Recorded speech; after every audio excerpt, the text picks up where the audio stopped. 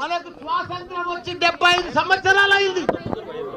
మనము పాకిస్తాన్ తోటి ఎప్పటికీ బాధలు పడుతూనే ఉన్నాం. ఉగ్రవాదులతో వాళ్ళు పోషిస్తూనే ఉన్నారు. మనం ప్రధానమంత్రికి ఒకటే మేము మనవి చేస్తున్నాం అందరికి, మోడీజీ पाकिस्तान उग्रवादों को खत्म करो, कुचल कुचल के रख दो, एक एक जिंदगी में फिर अपना भारत का तरफ नहीं देख रहा हो लोग. उग्रवादों को पूरा पाकिस्तान ప్రపంచంలో చిత్రపటంలోనే పాకిస్తాన్ కనిపించవచ్చు. నెక్స్ట్ మనం 75 సంవత్సరాల మంది బాధపెడుతున్నారు. మనం ఇక భరించలేము. మనం ఇక ఓపిక లేదు మనకు.